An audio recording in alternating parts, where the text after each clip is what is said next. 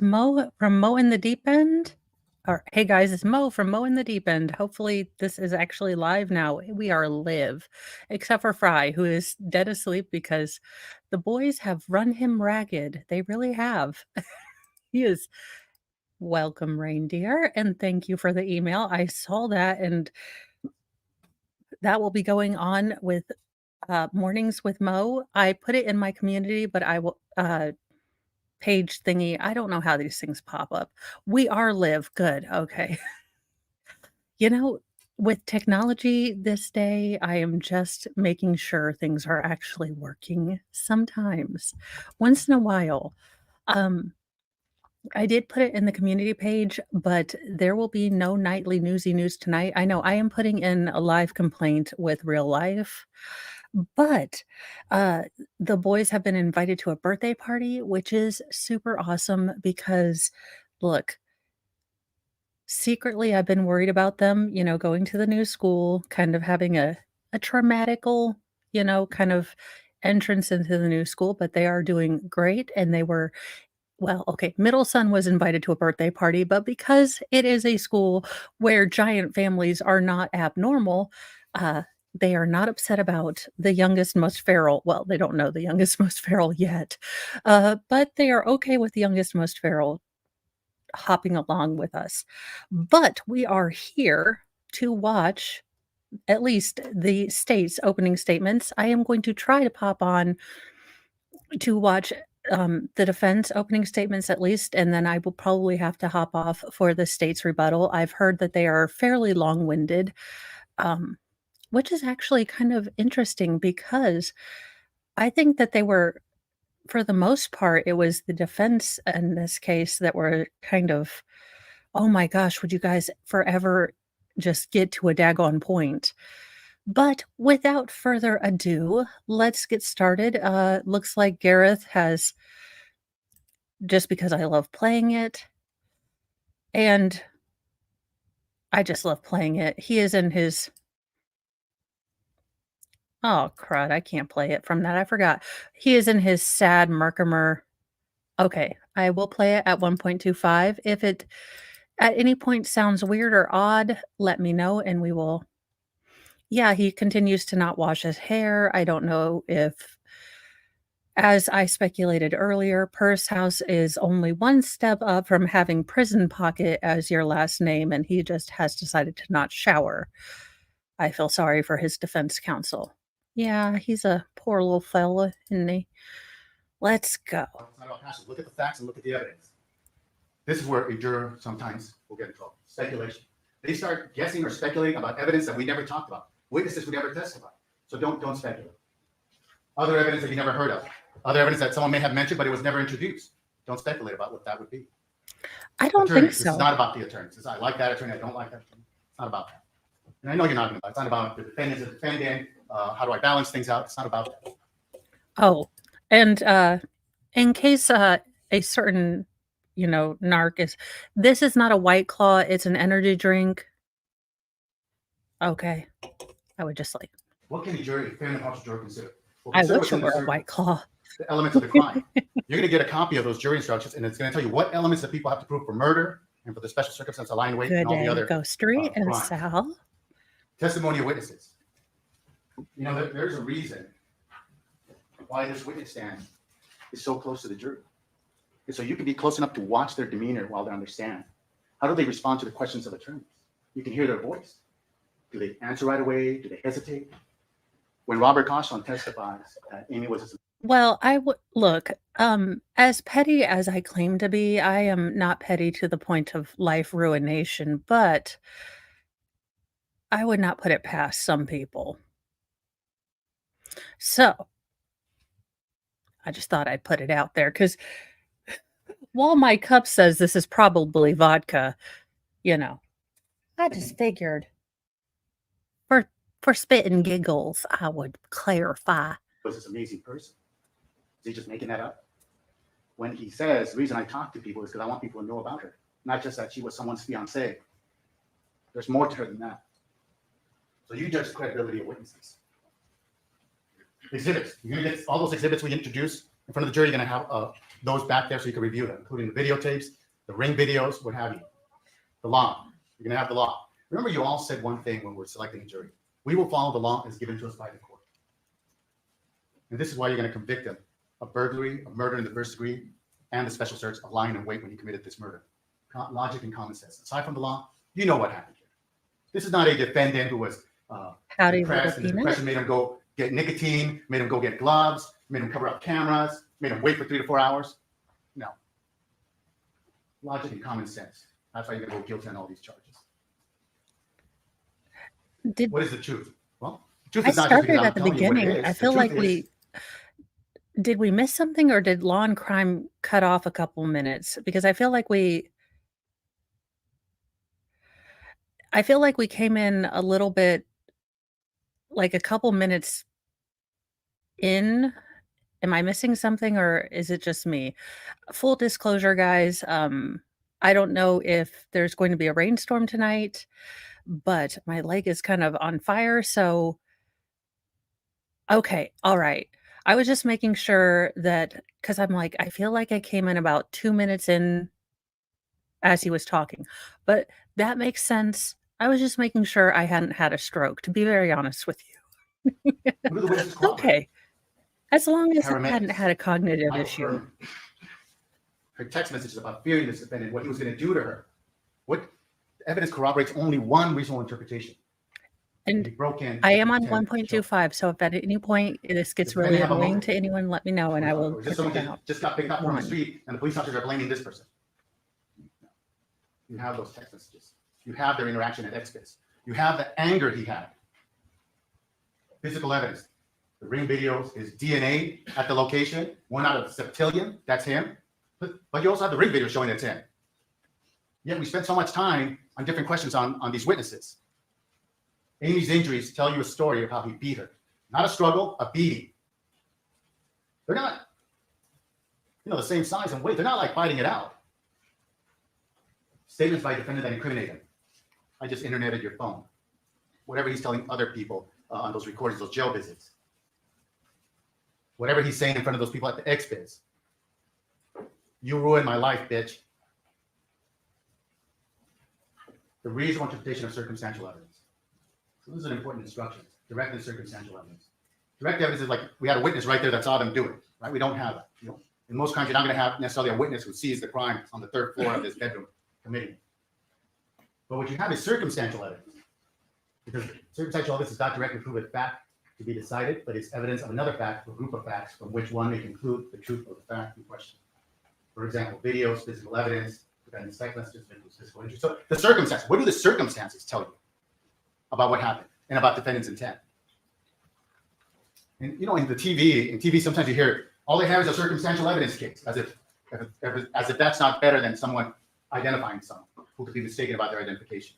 I do like that. I will say, since I've started watching trials, that is a big thing that has shifted in my life, or a shift. I used to hear, oh my gosh, it's a circumstantial case. Well, they must have not one doggone thing on him. Now it's, oh, it's a circumstantial case. Well, they must have like video evidence and all the DNA. And oh, did he wave for the Ring camera? Both direct and circumstantial evidence are acceptable as a means of proof, and neither is entitled to greater weight than the other. So circumstantial evidence is as good as direct evidence. I would argue sometimes better, because sometimes you can't change the circumstances. Okay. You can't change the. This is a minor pet peeve of mine, mostly because I do happen to do a lot of murder boarding or things like that. But if you're going to do a PowerPoint, why do full sentences? Then you're just writing paragraphs. I don't like it, but sorry, I will stop pausing. The ring video. You can't change the DNA. You can't change him wearing gloves. You can't change the strangulation marks on her neck. So if there are two reasonable interpretations of the circumstantial evidence, it favors the defendant. However, if there's only one reasonable interpretation, you must reject the unreasonable interpretation that he just went there to talk to her. That he was going to cause himself some harm. That's not the reasonable interpretation of the circumstances when he's gloved up, covering cameras, breaking into her house. When he breaks in, he has a lethal dose of nicotine. You know what the reasonable interpretation is of the evidence in this case. So you reject unreasonable interpretations, that he was there just to talk, that he was there to cause himself harm. You know, during this trial, the defense cross-examined various witnesses. My argument to you is this is what the defense basically boiled down to in those questions to witnesses. Shifting blame. He was, during the opening statement, counsel said, the defendant was so debilitated after seeing her. He got into this depression, and Amy wouldn't talk to him. But, like, Amy has a responsibility to talk to someone that acts like this. Why didn't the paramedics take her sooner to the hospital?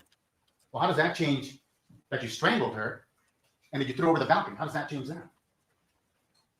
There's excuse after excuse, as if the defendant is a child. He's a 41-year-old man who couldn't move on. She blocked him, and for that, you get this? Excuse after excuse. This woman, Amy Harwick, wanted to be left alone. She wanted to be respected. And he didn't do any of that. He didn't respect her about this. He didn't care. But the defense makes, in their questioning the witnesses, excuse after excuse for him. And you should ask yourself, when you hear these questions that are excuse after excuse. But if he wanted to talk, you know, I find it better to have conversations when I don't break into someone's house. No, let's get the whiteboard of truth. I believe the whiteboard of truth will let's illustrate this a little easier. Fryberto, where did you put Fry? I swear to goodness, if you weren't asleep and napping, I would punish you with a hat of shame. I really would. But let's set up things that you might not want to do if you want to talk to someone. Let's see here. Well, one of the first things you might not want to do, well, if this is a house, you might not want to break the window. That's the window. Look, you might not want to break window. You might not want to have, this is a syringe. Choop. Bloop. Full of, 100% correct nicotine. And last but not least, now this is the big one for me. And well, now here. But you might not want to piss in the corner. I find myself not amenable to talking to people that pee in my corner when there's a bathroom right there. I'm just saying. I mean, the breaking in part too, and then the whole murderous syringe. But, having dealt with boys in their bathroom and still having to deal with boys in their bathroom, and, y'all boys have an actual aiming device. I'm not going to be crude. I'm just going to underline. Y'all have an actual daggone aiming device, but I don't know if there is a no eyes, no arm, no look challenge that is going on in my house. So I might be an extra little bit salty about this particular point here. But if I was going to have a conversation with someone, all of these factors might go into them not wanting to talk to me. I'm just throwing that out there. This has been another section of the Mobile Board of Truth.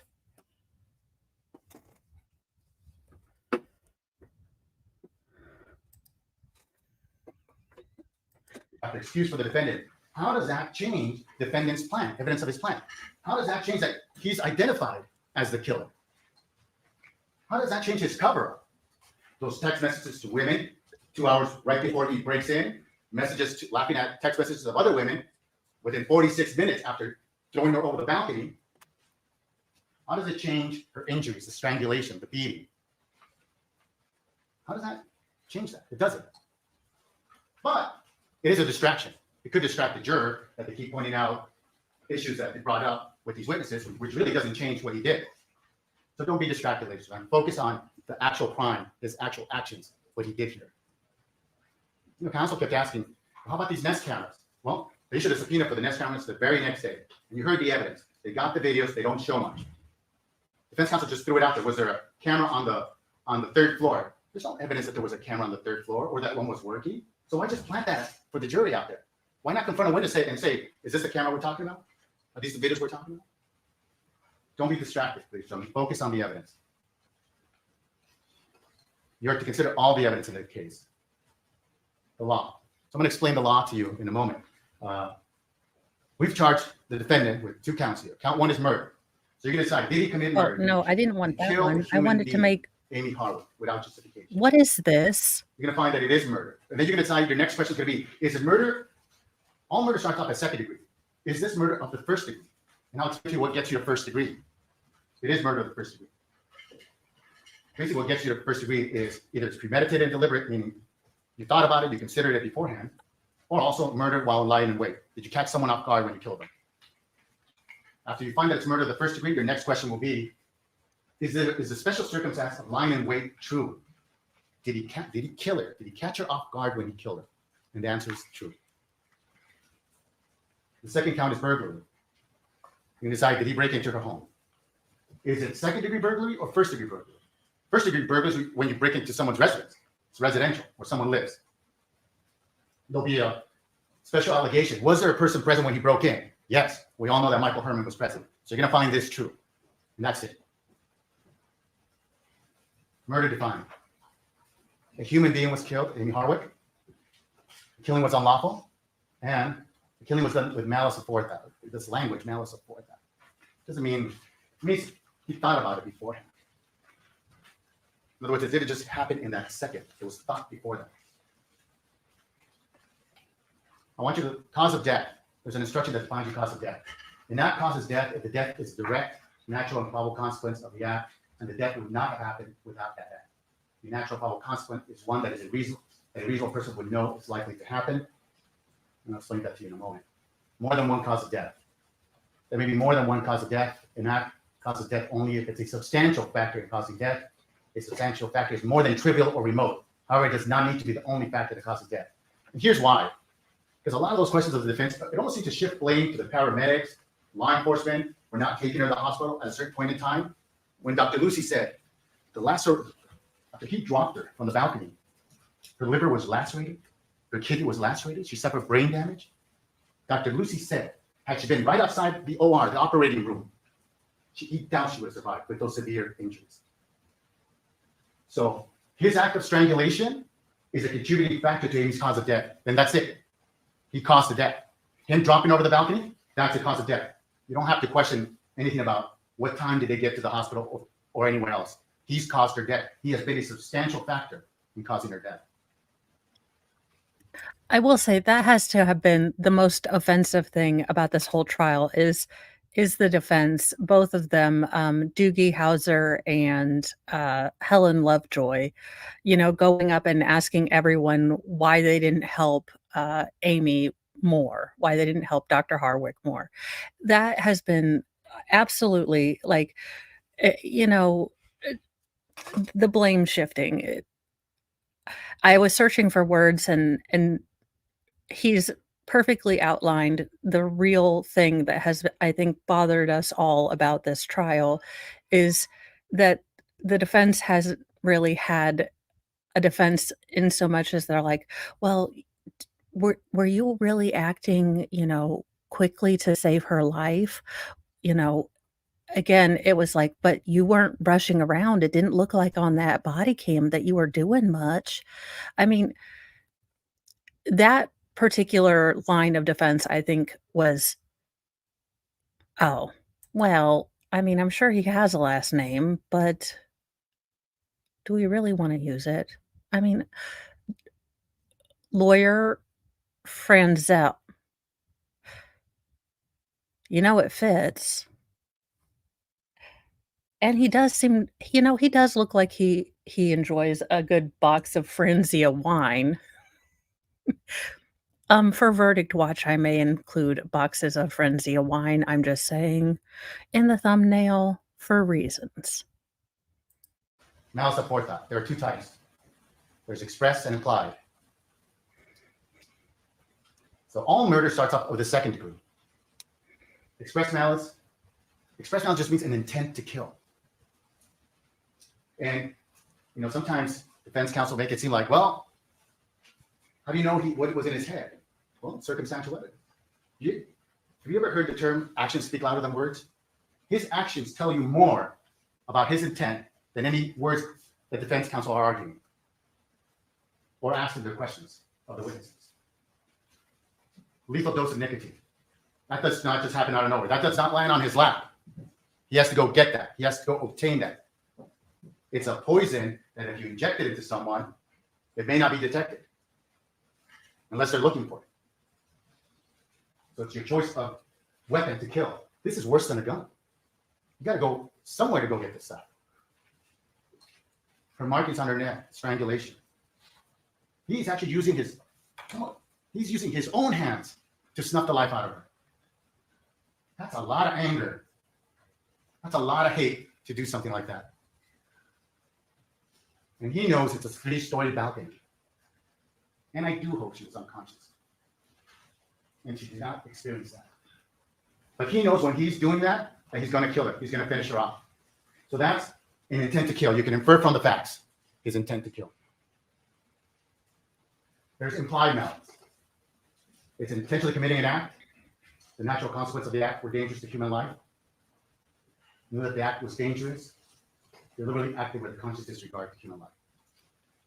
Sometimes I use an example. If someone dislikes someone, or they believe that no one's home, and they fire shots into the home, but they don't know if anyone's there. They're like, I'm not intending to kill anyone, but I want to send a message to these people that I don't like, and they fire a whole bunch of shots into that house. Well, that's an act that's dangerous to human life.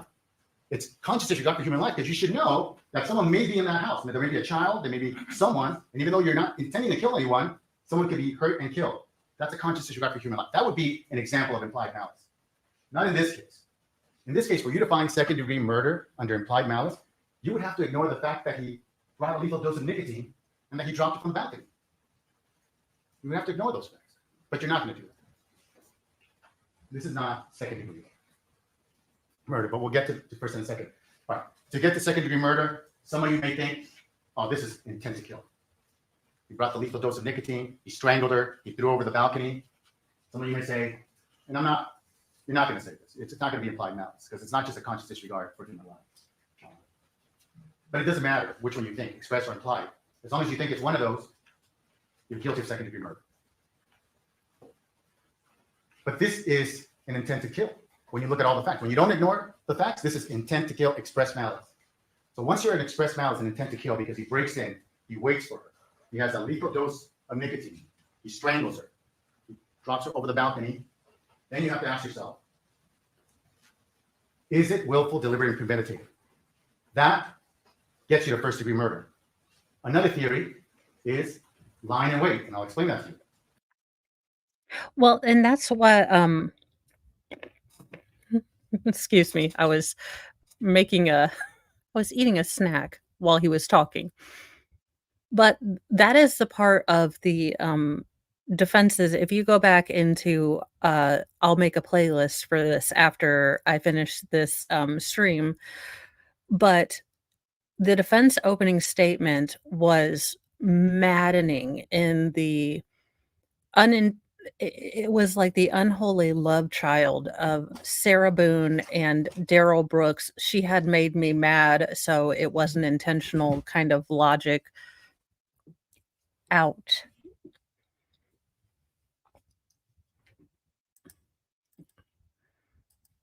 Out now.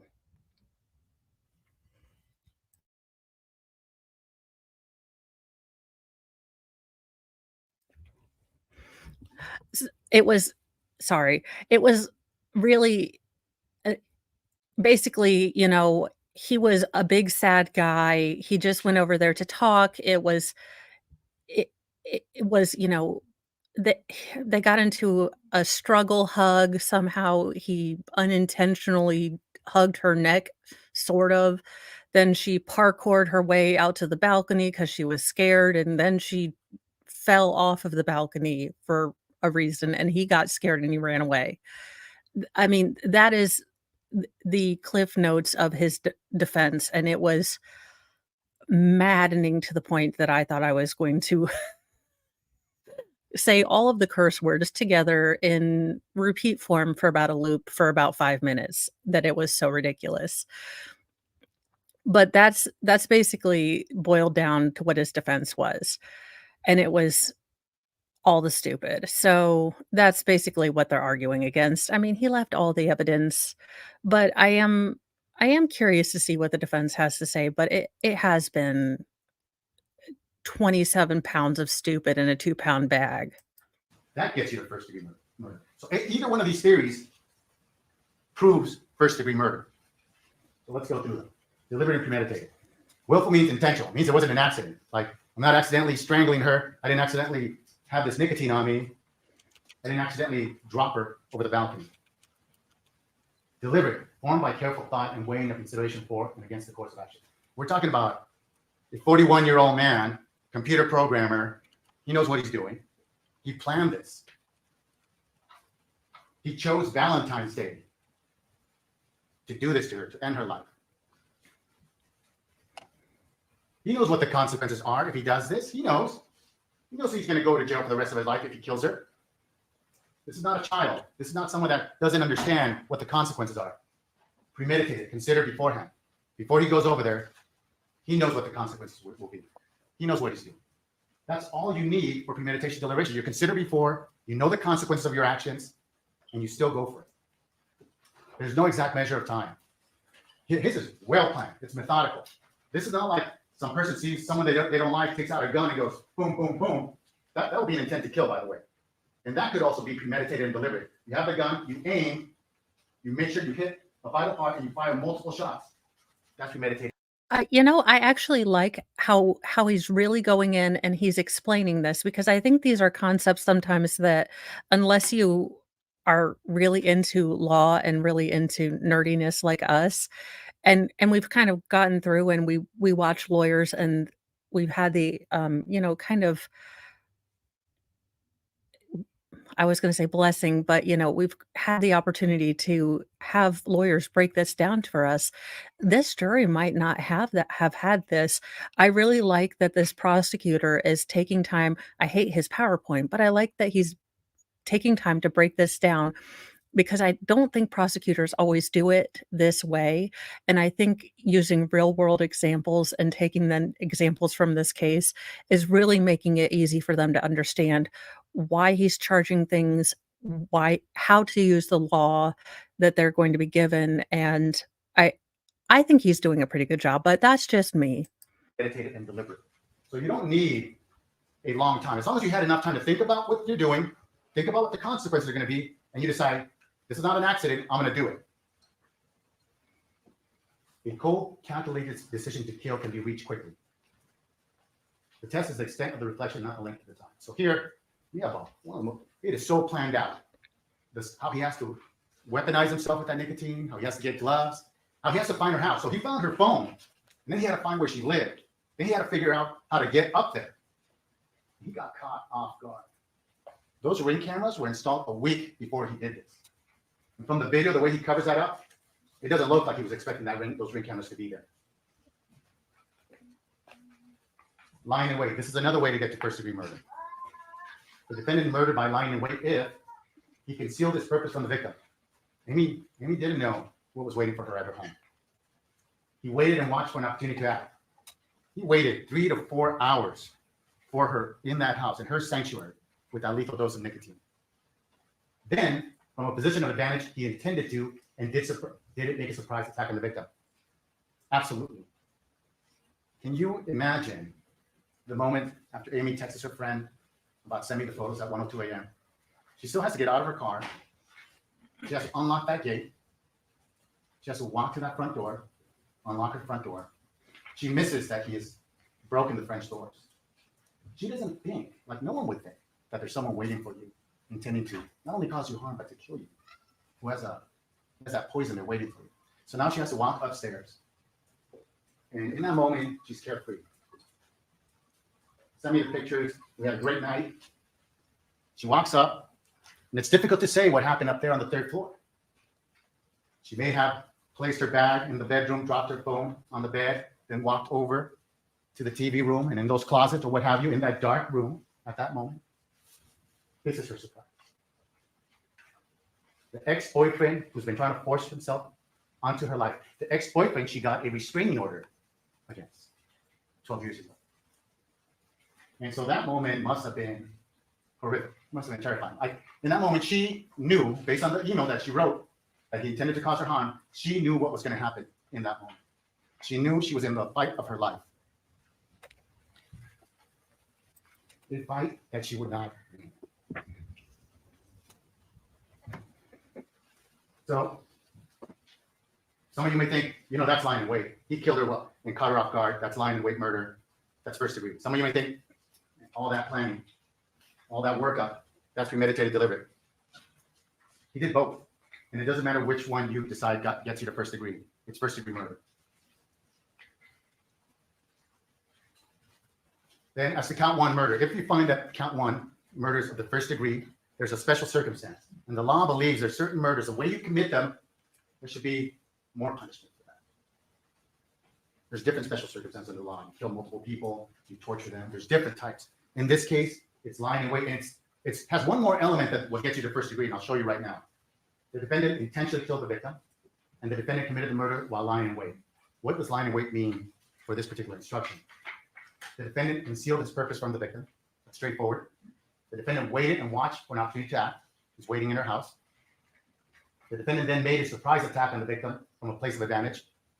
That just means he's there. She doesn't know he's going to be there, and that's an advantage. And here's the extra element that you didn't have for first degree. The defendant intended to kill the victim by taking the victim by surprise.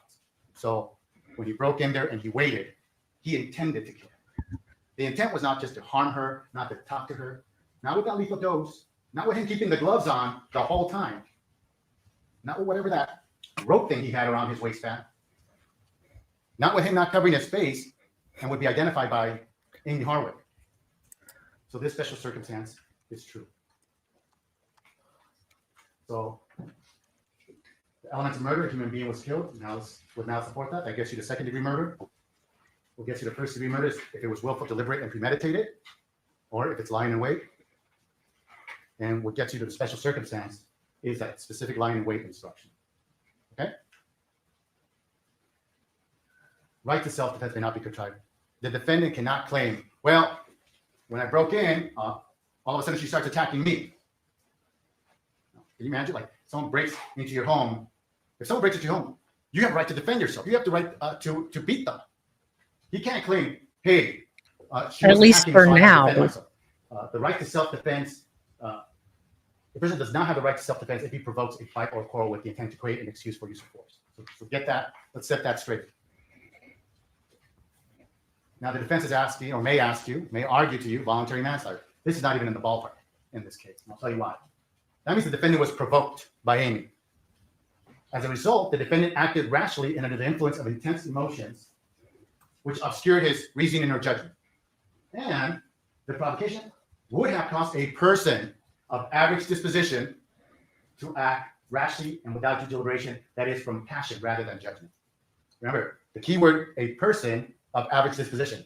The instruction actually tells you the defendant is not allowed to set up his own standard of conduct. Well, that's the way I act. I act impulsive and emotional. That's not the standard. Your very first jury instruction reads, if you look at towards the bottom of instruction 200, it reads, some of the instructions may not apply depending on your findings about the facts of this case. This instruction, given the facts of the case, will not apply for you. And here's why. Blocking someone is not reasonable provocation. Do you think that's reasonable provocation? If you block someone, they get to kill you? A person of average disposition would not try to kill Amy because she would not talk to him or because she would defend herself in her home. Objection, Your Honor. This statement has the passion to say that a person of average disposition would be inclined to kill. That is not the standard for hate of passion. Well, that's his interpretation of it, so we'll go allow. Yes. And you can read the instruction. And that is, a person of average disposition, and I think counsel misread what I wrote up there. A person of average disposition would not try to kill Amy because she would not talk to him, okay? Or because she would defend herself in her home. That would not happen. Burglary. This is very straightforward. Like the evidence in this case, it is very, very straightforward for you, ladies and gentlemen.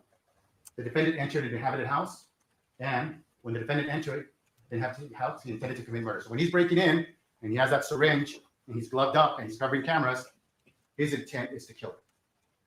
And the moment he breaks there, and by the way, his intent remains the same throughout his stay in that house and everything he does there.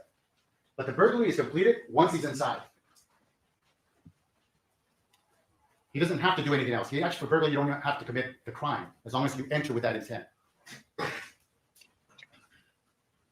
Degrees of burglary. Very straightforward. If you broke into your house, breaking into someone's house, that elevates it to first degree burglary. This is not like breaking into a commercial establishment or a store.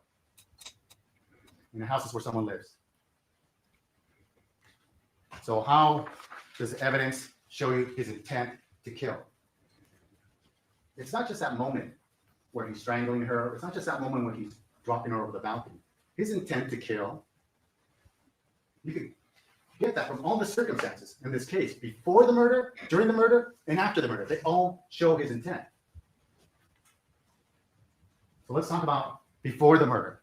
What's he doing? How's he acting that's telling you that he has an intent to kill? Well, we know they dated for about a year and a half. 2012, she gets a restraining order against him. Stay away. Cuts off all ties with him. She lives on her life. She obtains a doctorate degree. She becomes a therapist. She is cared for and loved by her friends. Oh, now shade him. And then Shade this happens, him. January 16th, Shade him. Tell him, say he was unemployed and all the sad. Please be all the petty. 2020. It's just sheer bad luck. That she goes to a conference there on Wednesday, and then by Thursday, she's excited to go to this award show. She doesn't expect him to be there. He doesn't expect her to be there. And for a few seconds before she sees him, everything was okay in the world for her.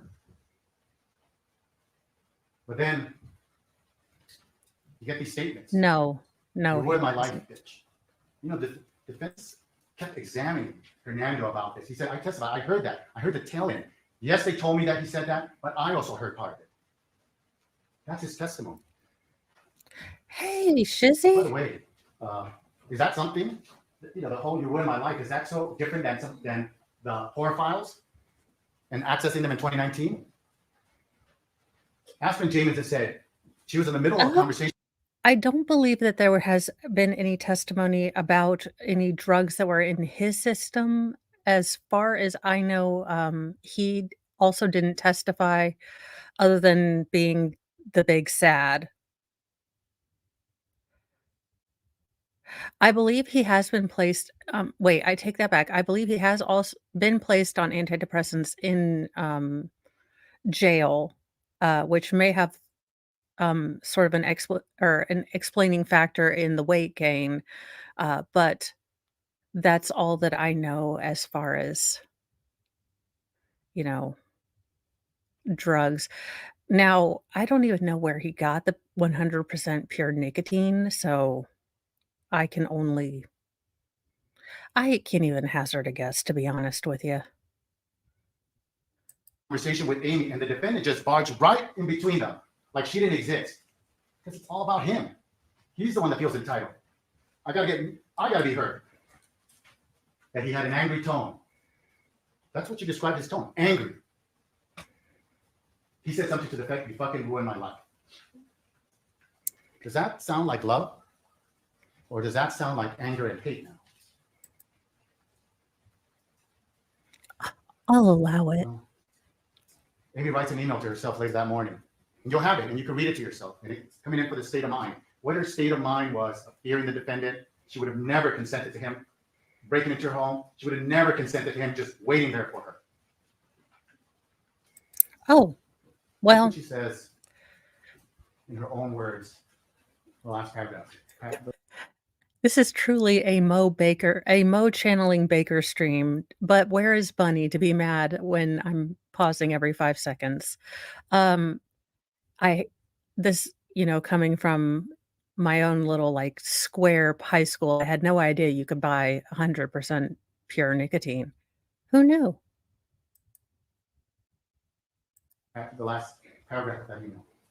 I'm pretty nervous that I'm more on his radar now. It terrifies me that he's been obsessed for me for 9 years, thinks about me every day, can't move on, cries, and throws tantrums in this way. He's focused on harming me. He is focused on harming me. However, I'm hoping that the interaction and the listening and giving him time may cause a neutralization of his anger towards me.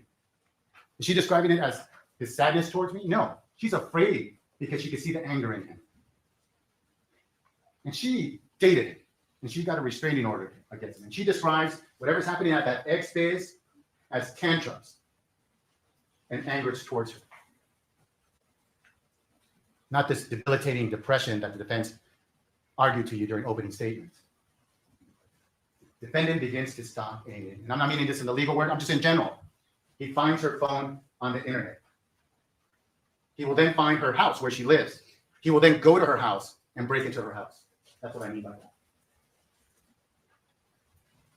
January 17th, the day after the exodus, I interneted your phone. Her state of mind is she's afraid. And now this defendant, without permission, found her phone on the internet and is texting her. Give me 1 second, y'all. We need the, where did the petty patch go? Oh, for the love of Cheetos. I would like to positively award the prosecution the petty award for this trial for continuing to always use the goofy ass picture that Garrett used on his driver's license anytime they have to use a Gareth picture. I find that to be the classiest petty ass move ever. Excuse my language, but these are the petty awards and I have to give them. So there you go. She's not called him since the breakup. Now he's forcing himself into her life. Why does the defense bring up that she may have Googled him in 2019? If she got a restraining order against him, this is someone she's concerned about, why wouldn't she at some point try to figure out where this person is? Doesn't mean she reached out, called him, interacted with him. You have evidence that she didn't interact with him. She never called him. She tells him, basically in that last text message that she sends him, respect me, let's respect each other, and let's move on. So it's almost like she's pleading, please respect that I don't want to be in contact with you. But he doesn't respect her. The next day, she text messages, the same day, she text messages Dr. Fernando Chavez, Garrett found my phone number online and messaged me. I told him I didn't want to talk and wish him the best, but his response was still obsessive scary. Handyman comes tomorrow for more locks for my windows and order pepper spray. Can you imagine? She has to go through all that. Like, she's living her life, and now she's got to go get a handyman to secure locks. She has to go out of her way to go get pepper spray because she doesn't know what's going to happen to her. And text, thanks. I set a boundary over text, and I'm not responding after that. He keeps texting me and sounds unstable. Defendant does not respect Amy. It's all about his feelings, his emotions. He continues to send manipulative text messages at 2 p.m. at 6:45. You know those text messages where he's groveling or asking her, let's talk, can we talk? That's manipulation.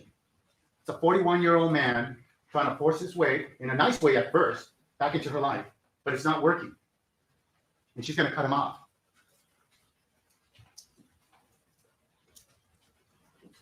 Amy does not have a duty to give him a hug, doesn't have a duty to respond. She has every right to cut off someone that acts the way he acts.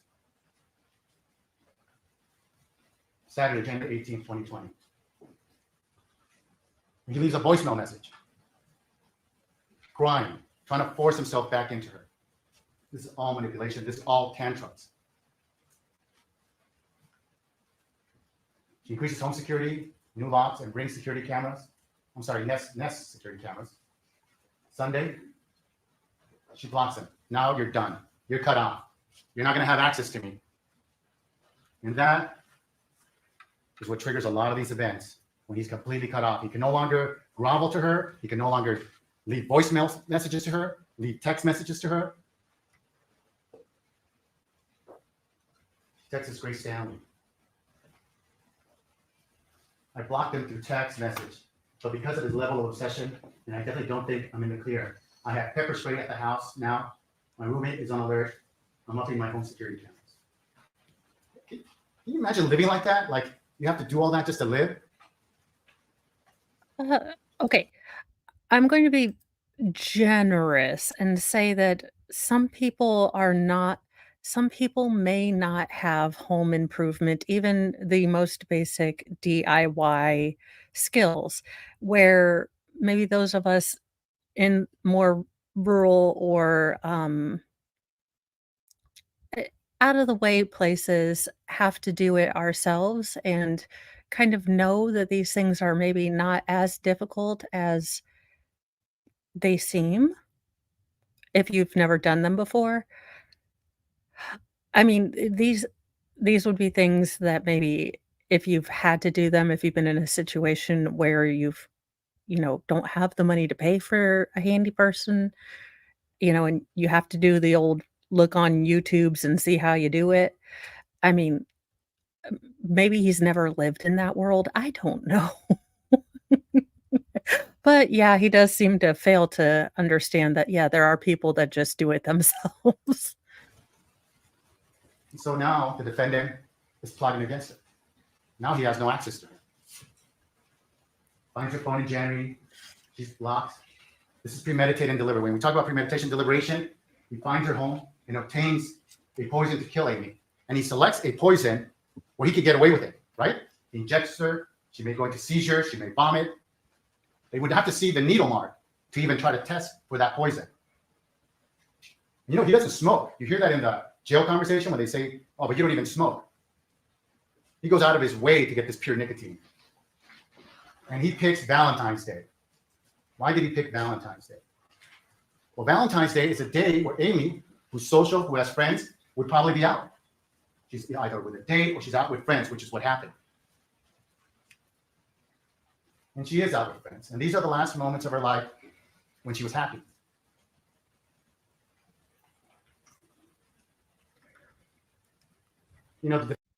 Helen Lovejoy, you still could not deep condition your hair. I cannot with you. I don't want to be petty, but ma'am, you have had an entire 3 or 4 weeks. Defense in their opening statement mentioned there's going to be a witness, Amira Menasaka, who's going to come in and say that he was depressed and all this stuff. Didn't hear any one of her or any friend come here and say he was so debilitated and depressed. And so what if he was? Does that mean you get to break in and kill someone?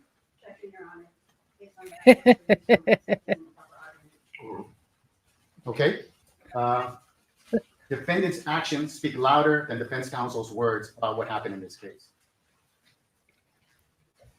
It's argument. Look what he's doing 2 hours before he breaks in. He's texting Natasha Paulson. This is 2 hours before he breaks in. This is all a cover-up. This is like sending messages to different women to show that life is okay. I'm not planning to kill anyone. Talking to this woman. I'm talking to that woman. I think she just teases her hair really poorly. It's very fine, and she just teases it a lot in the back, and she just needs to deep condition it. Sorry, I am all over the place, guys, today. I don't know if my ADHD just way kicked in, and sorry. We will get back to it. And his text at 7. Nicholas and I cannot stream 10 together. p.m. Oh, that's totally fine. That's totally fine. Busy woman. I'm good. Just also trying to get everything under the sun done with whatever you want to call that emoji, happy face, what have you. That's 2 hours before he's going to break into her home. Also, what does his intent tell you about what happened after he drops over the balcony? Angelique Judice, like within 10, 11 hours after the murder, he's setting up a date with her. What does that tell you about what he's thinking? And does he care that Amy's dying? No, he doesn't care because it's all about him. Did I get away with it? Did she get what I believe she deserved for blocking me out of her life? That is cold. That is cold-blooded.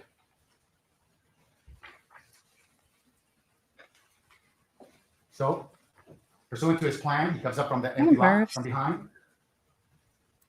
And he gets caught off guard by these ring cameras. And he covers them up. Does that sound to you like someone that just wants to talk to someone? covering up cameras like that, holding them down, and then they shut down. What's that thing around his waist? That white thing on the outside of the shorts?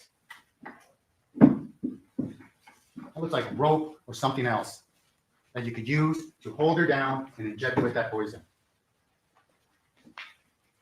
If you want to talk to someone, well, why don't just leave a note? I mean, that's kind of, you're going to freak her out. You leave a note, hey, I found your house. Can we talk? They didn't do that. He didn't wait outside her home and say, hey, I'm here, which would have been horrible in itself. He didn't do that. He chose to wear gloves, have this rope around his waist, a bag on his hands, cover up cameras. He's not going there to talk. He's on a mission.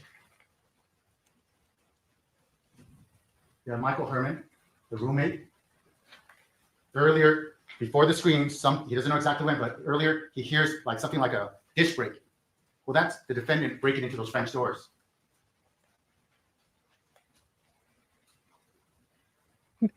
I'm sorry, He's the goofy committed. picture just He's kills breaking me. in. I mean, that takes a lot for someone to decide, I'm so- I'm going to go into someone's home without their Why? permission. I'm just going to break this glass and go inside. He used to be a fitness model. I mean, we have seen literally, or as I'm going through to make thumbnails of him and this case, I have seen, you know, fairly good photos of him when he was a fitness model, and yet that was the photo he took for his driver's license. My, 15-year-old daughter took 2.5 hours, and I do mean all of 2.5 hours to get ready for her learner's permit, a a an ID that she will not even have for her entire life, to get a picture. And that's the photo that a professional model took? I can't anymore. I need things to make sense And he sometimes. leaves blood on the French doors and on the floor. That's his DNA. 1 out of septillion, that's his blood. And he has injuries consistent with kicking in that glass, breaking in there, scratches. Not only bruises on the knees from landing on his knees when he's fleeing, but he has these fresh scratches. And he's wearing shorts, by the way, when he breaks in. Not even a And when he breaks tactical in, when he breaks that threshold of her home, on his person, turtleneck. he has that lethal dose of nicotine. That's when the burglary is completed at that point. It's like he didn't even watch one episode of Archer, Talk for about this flip's sake. lethal dose of nicotine. So we know the defendant doesn't smoke based on the jail conversation. LAPD criminals could not confirm what that was, right? They couldn't confirm that that was nicotine. Dr. Bradley from the FBI, it was sent to the FBI, they were able to confirm that it was nicotine. Dr. Wu confirmed that it was 86.9% pure nicotine, a poison. Dr. Benowitz testified and said, So I believe he was found the next day because he called his, I want to say his Tinder relationship chick, and she was going over to clean his apartment for some reason on she went over on an electric bike. She was going to teach him how to ride a bike for some reason, and then they got to his apartment, and she found it too messy, so she started cleaning it, and then around 1 o'clock in the morning, I think he was arrested. I don't know the timeline, but I think it was 1 to 2 days, or maybe that evening, and then he was released on bail for just a little bit. Then it was upgraded to murder 1, and I believe he was, revoked, and they took back the bail money, and he's been in prison ever since. But I could be very wrong about that. I will check that out. say, that would have been a lethal dose that had been injected into Amy Harwick, and difficult to detect because, as you see, they're not testing for this poison. They're not screening for this poison. Dr. Lucy, the H screen, the homicide screen used by LA, would not have detected nicotine. He would have to have requested it. There's a lot that went into deciding to get this particular poison. This shows that his intent to kill when he breaks in and when he's lying in wait at her home. So while he's inside her home with that nicotine waiting for her to show up, she's ending her night with her friends. And remember Rebecca Jalad describing how Amy loved tea. And they end their night. And at about 12:30 a.m., she's about to leave, and Amy does not know what's in store for her at home. She's being caught off guard and by surprise, which is why that special cert is significant. The way you kill someone by catching them completely off guard, they don't know what's coming. She gets to her home at about 1:01, parks her car, texts her friend at about 1:02, Sarah Rollins, send me the pics on the green couch. Amy will never get to see that picture of her and her friend on the green couch because by the time it's sent at 2:05, she's unconscious on the floor, seizing. Here's why this is so quick. 1:02 a.m. is the text, right? 1:08 a.m., that's when Michael Herman is triggering the neighbor's Ring camera. That is 6 minutes. But that, I mean, it's much shorter than that, the time that the defendant immediately attacked Amy. Because you got to take into consideration, it's less than 6 minutes. Amy had to walk upstairs. She had to open the gate, do all that, get upstairs. That takes time. Michael woke up to an ongoing assault. He didn't the assault started when he woke up. The assault woke him up, the screams. So it was already going on. It takes Michael time to get from the backyard, go around the house, climb the gate until he gets to the neighbor's house and triggers it at 1:08. So the period of time where the defendant's attacking her is immediate. It's it's less than 4 minutes. So there's no talking, there's no discussion. She gets surprised by him, she's scared, and he attacks her.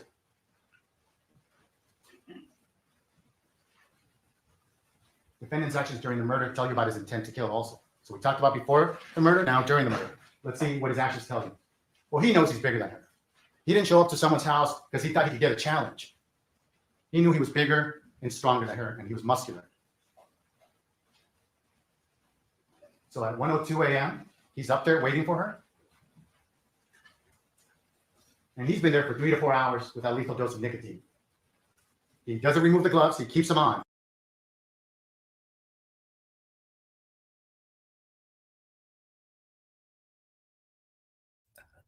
Who did their PowerPoints? I am new to graphics and stuff, but these are awful.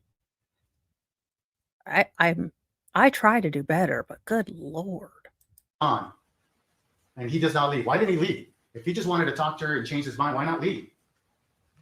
Because his intent is to kill. He's angry. He feels rejected. He knew what the plan was. That nicotine was for a purpose. He's gloved up so he doesn't leave fingerprints. He catches Amy by surprise immediately, and he wants Amy to know who's killing her. He's not wearing a mask. He's not wearing like a ski mask or anything like that. He knows she's going to be able to see who's killing her, and he wants her to know what happens when you reject them.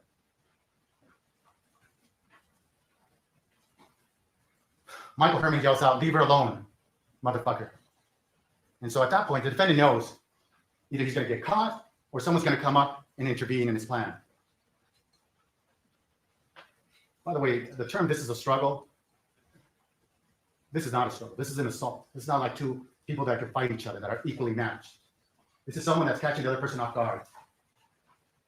And look at all her wounds, assaultive wounds. She even had defensive wounds. Dr. Lucy said she had bruises on her forearms trying to block blows, consistent with trying to block blows. Amy fought back. She fought to live. She wanted to live. She scratched him. She got his DNA under her fingernails. She knew she was in for the fight of her life, and she was trying. But can you imagine the anger this defendant has as he's punching her, hitting her? You think he's holding back? He's not holding back. Look at those injuries that Dr. Lucy described to her face. Focal injuries, not injuries that would get in the face from landing on the pavement. These are smaller focal injuries consistent with getting punched. So you have a 230-pound, 6'4" guy punching you in the face who's angry. But she's fighting back and she's marking him too, right? Michael Herman wakes up to blood-curdling screams. And the defense cross-examined him, and this is her roommate. He wanted to help as much as he could. He wanted to tell the truth. He's not here to hide evidence. He's not here to make up stuff against anyone. This is a traumatic experience. He didn't know who was up there, or if he ran up there, he didn't know if the individual would have a gun or he would get killed. And if he got killed, then you would never hear from Michael Herman. You would never hear about him hearing a dish crash beforehand, about her screams, about her body being thrown to the ground. If he died, you would never hear any of that. He immediately calls 911 and says, my friend is being attacked, thrown to the ground. There it is. Why do we have to question, well, you didn't say this on this date, and 5 days later you said this?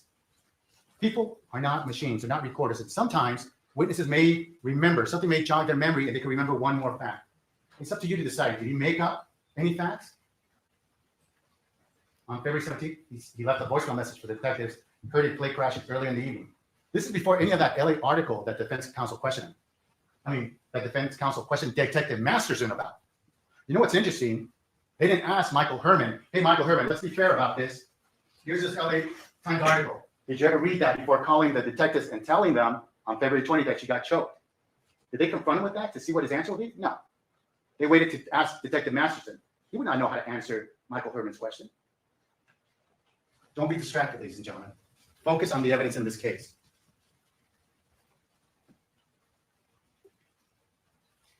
Defendant is wearing gloves. I'm going to take this off. And yet he still managed to leave DNA. He's a genius. Dr. Lucy said, manual strangulation is a contributing factor to her cause of death. Remember the cause of death? This is a cause of her death. 15 to 20 seconds, you could render someone unconscious. He also said, when he was asked, well, did he strangle her with 2 hands or with 1 hand? He couldn't tell you because typically you will be able to tell it's 2 hands because the nails will be embedded into the neck, and then you could tell it's 2 hands. Well, when you're prepared and you're wearing gloves, you're not going to leave those fingernails.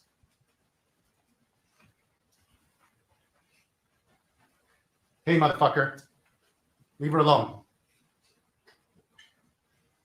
He needs to get out. Defendant needs to leave because he wants to live. He wants to get away with this. He doesn't want to talk. He doesn't want to die. He wants to live. He wants to get away with it. He doesn't want to be identified. He wants the life he's living. So at this point, according to Dr. Lucy, Amy was beaten and she's fatigued.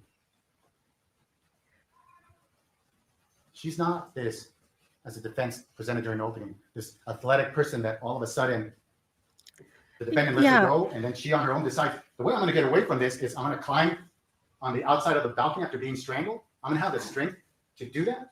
It's ridiculous. Then they show this photo of her from over a year ago on the balcony where she's posing. Completely different situation. It has nothing to do with someone being attacked. It's disrespectful. The photo has nothing to do with this situation. If Amy lives, No, so what happened is he managed to cut himself either when he kicked in the door or punched open the door. So it looks like he both kicked and punched open the door by there being kind of thumb and handprints everywhere. 1 second, let me close my door because it seems to have been opened again.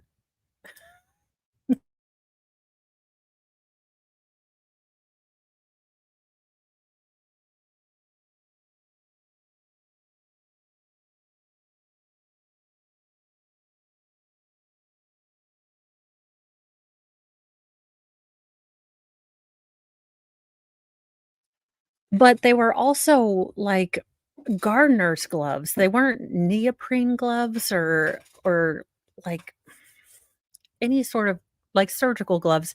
They looked like gardening gloves or it was they weren't really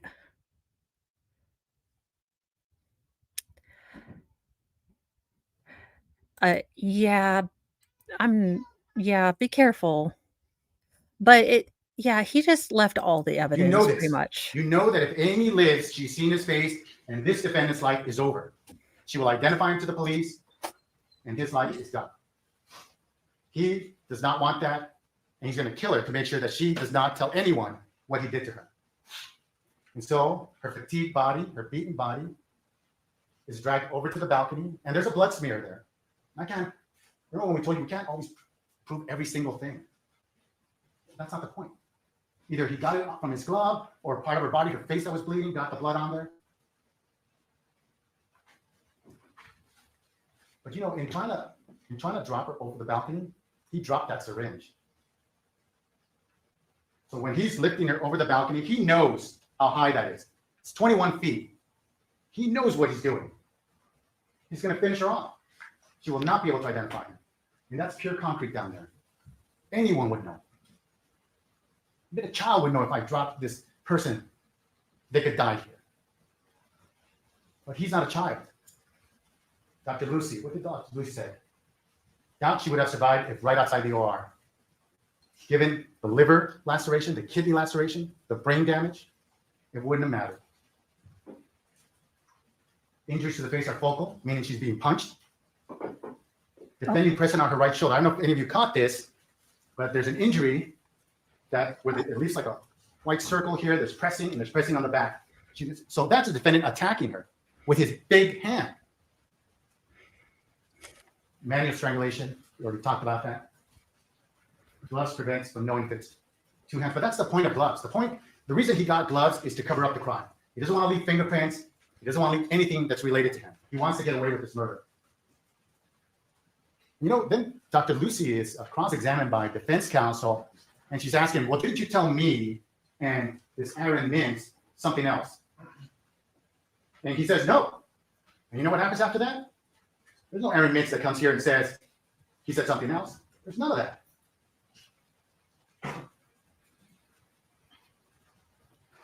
Dr. Lucy continued with his testimony. He said 15 to 20 seconds would render someone unconscious.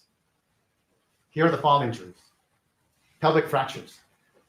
The amount of force when he drops her, it causes those severe pelvic fractures. Those are not caused by kicking someone or any other, that's caused by the impact of being dropped. So she's being dropped on her buttock area.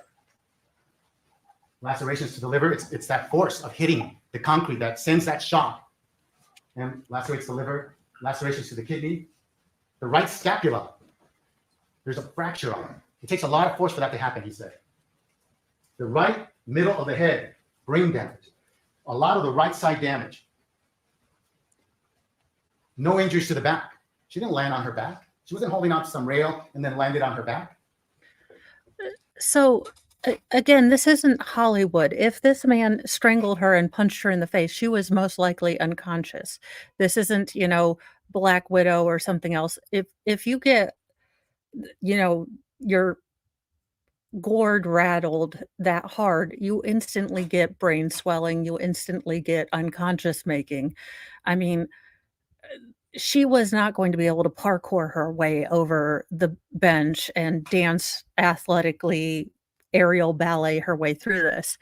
She was going to be incapacitated. There was no way between the punches and the alleged strangling. Either way, she was most likely, and I do mean, I am only pre-med, pre-real estate, pre-graphic design, and pre-law. But she was most likely, according to the real doctor in this case, unconscious when she was when she was pitched off the balcony. And again, yeah, the fact that the defense brought up an obvious picture where she was modeling, on the balcony was really gross almost. Like, well, she's athletic and she was modeling. His opinion, this is a homicide, not an accident. That's his opinion after evaluating her injuries.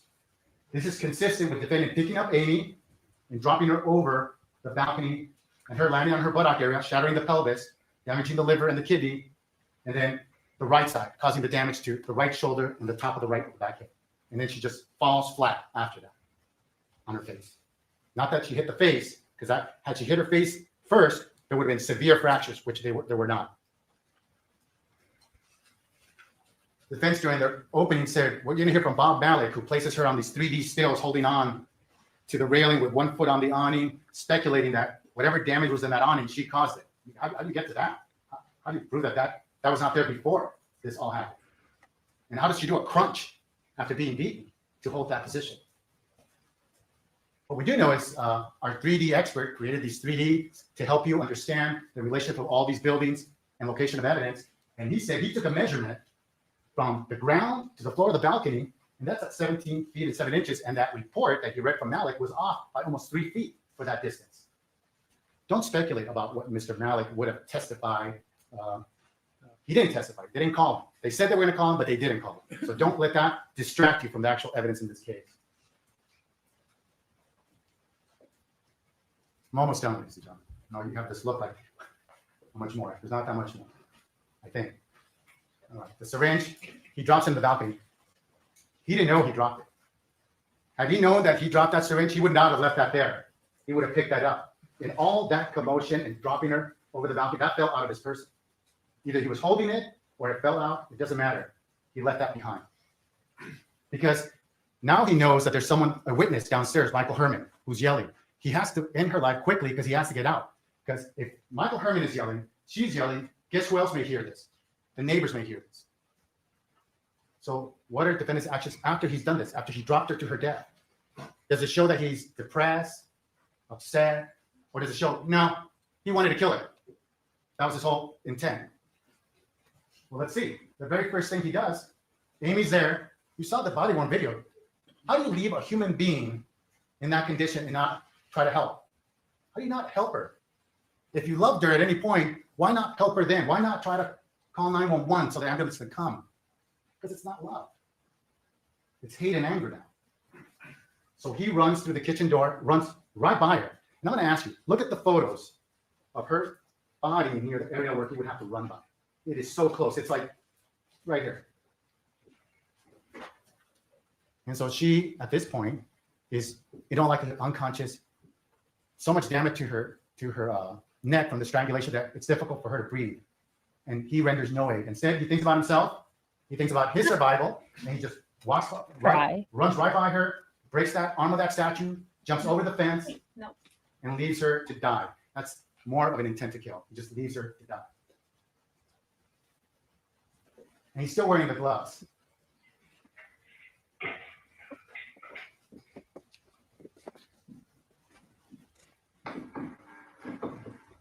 Paramedic Turner, who showed up and was one of the first individuals to see her, says Amy was looking and appearing lifeless. And I cited the page in the transcript. Just want to get my language right on this. Amy was unconscious. She was not able to breathe on her own. A blood pressure of 60 is not sustainable for life. This is what defendant did to her. Her condition never improved while he was there with her. Never improved. So what's defendant doing after he leaves Amy to die? He texts 46 minutes later, he text messages Natasha Paulson. Haha, that's funny. I guess he felt he needed to respond to that text message at that point, 46 minutes after dropping Amy to her death. He doesn't care about Amy. He doesn't care about her life. What he's doing, he's covering up his tracks, acting like he was not the guy that was there, like everything's normal for him. Cold blood. A few hours later, he's going to be communicating with his Tinder date that he had from before, Angelique G. Morning, sunshine. This is at 10 a.m., about 10 hours after he's dropped her from the balcony and seen her body there. What do you think about that? 10 hours after leaving Amy to die, all he's doing is covering up. And she sees the black eye, and he tells her, from what you remember, well, I got that shaved. And at 4:30 p.m., they spent all this time together. So here he's killed his ex-girlfriend. And he's with this other lady, spending time with her. And then he's going to take her home in his Lexus. And then that's when he gets arrested. Because everyone has pointed to the finger to the person that Amy said, if anything happens to me, Garrett PurseHouse did. She knew. They take photographs of his scratches, his bruises. Some of them caused when he tried to flee, some of them when he broke into her house, and some of them where Amy marked them, where she fought back. At his home, you have these white tennis shoes. You have these shorts with the white stripes that look like the shorts on the camera. You have the gloves that have black at the bottom. Those may or may not be the gloves, but they look like that. What you also have at his home, they find this syringe with some yellow liquid. which is the same brand as the syringe from Amy's document. On his phone, it's a computer programmer, as we know, there are no text messages. There's no call log. There are no contacts. That's different than the data that you obtained from Amy's, where you had all that information, all the Wait a text minute. messages, including his text messages to her. And look at two weeks later.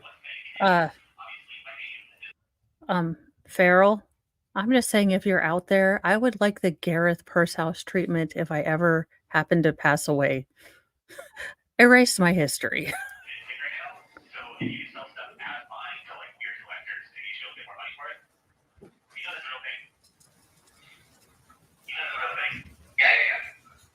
I mean, that's his attitude. There's no remorse in that conversation. His intent was always to kill. And in a way, he killed the person that was causing him this pain, the person that rejected him. I mean, I saw people that I don't know were saying shit about me in the media, and people that I haven't talked to in a long time say the same thing. Yeah. Yeah, I don't know her. I've never met her. I don't know her. I didn't think she was Amy, but she had inserted herself into my daughter. Yeah, I thought that was weird. Like, who is that person? Yes. And Amy's name comes up. Is there anything? Wow, sorry. Life lost. None of that. So you say you're not getting that. Correct. Is that what you're trying to say? Yes. Okay. I've seen what's coming at me, and it's not good. It's not very good. Never fun.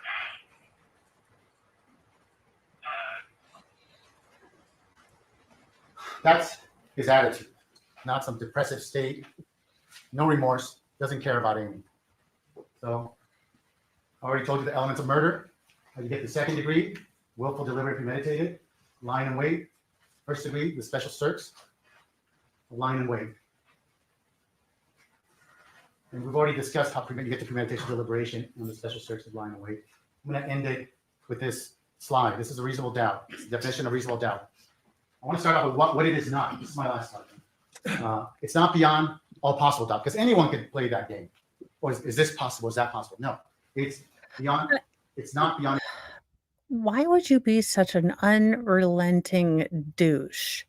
I mean, look, again, you would think in Hollywood people would understand optics. I mean, everyone has a publicist, I mean, this is what I imagine Hollywood to be. So I'm sure this is not how Hollywood actually is because, I'm sure people imagine Indiana and the Midwest to be everyone is, covered in flannels, Carhartts, and, constantly talking like either Boomhauer or King of the Hill. And I only sell propane on weekends. So, and accessories, propane and propane accessories on the weekends. So, but I would assume that you would be semi-smart enough. I don't know what Fry is doing.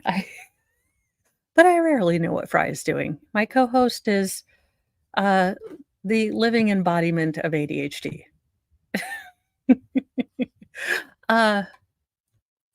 But you would assume he would think, I bet these are recorded. I have seen cops before. But no, he hasn't. He has not seen cops before. He has apparently never seen a cops episode before. And he's like, I am going to be an unrelenting douche. And just, let everyone know my unrelenting, James Spader from Pink douchitude. Beyond a possible doubt.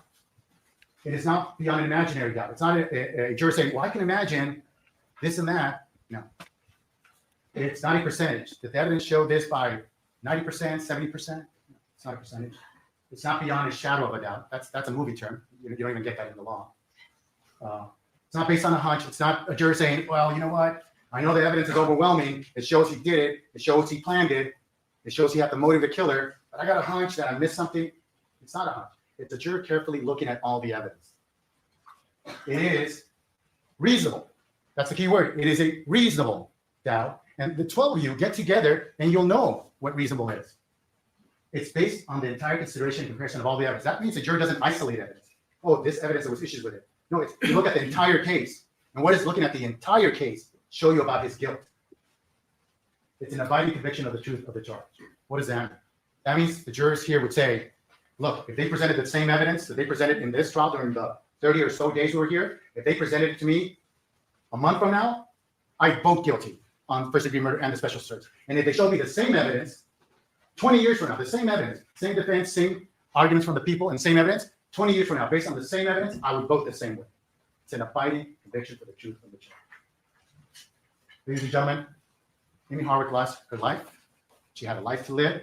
She did all she could. She did everything right. This defendant planned to kill her. We're asking you to hold him accountable based on the evidence in the law, hold him accountable for first-degree murder, find him guilty of that crime, and find the special circumstance of lying in wait when he committed this murder to be true. Hold him accountable for all his actions. Don't minimize what he did. Don't ignore everything he did. Thank you. All right, ladies and gentlemen, let's go ahead and break for lunch. Let's be back at 1:30. Have a good lunch if you will. Okay, guys, I'm going to leave it there. I will be back for a little bit with Sal and Excited Utterance for the defense rebuttal, and then they will be handling the rest of the defense rebuttal, and then the state kind of, responding to that. I think he did a pretty good job. I really liked how he explained things.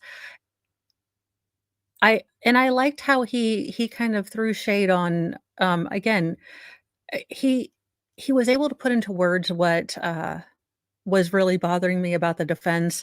The defense's case was all about shifting blame and putting, other people on trial for how they didn't help Amy or, making other people accountable for the things that, you know, basically making other people responsible for things and him not showing any remorse, you know, and putting his mental health above hers, making it, incumbent upon her to give him time to, make sure his feels were taken care of, all that thing. Now, eh, conversely, this goes the same way if a woman is doing this to a man.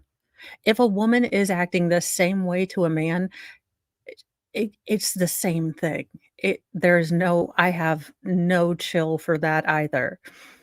Uh, Women get away with the same kind of cringy, I mean, obviously not the physical assault in the same way of overpowering, they do get away with physical assault, but the same sort of manipulation and other things, I think, are just as deplorable if a woman were to do them, and they should be held accountable. But I really like how he called out the defense strategy of shifting the blame. I guess they didn't even call their expert. This Unfortunately, with having to take care of transportation now, I've missed a little bit, but I will be coming out with the murder board. I will be watching all of the rest of the trial, the bits and pieces that I have missed. But hopefully you have enjoyed this part of the closing statements. I will be on in about an hour with Excited Utterance and Sal. Oh, for the love of goodness. I just what is wrong with again, I general just life advice, if things aren't working out, just find someone else. There are so many people, you might be happy with someone else, but I don't have that personality. Yeah, so I will say, I have not really any general wisdom in that area, but holy cow.